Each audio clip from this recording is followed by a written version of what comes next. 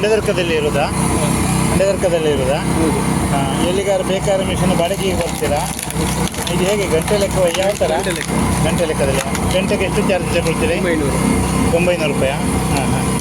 ಅಂದರೆ ಈ ಥರ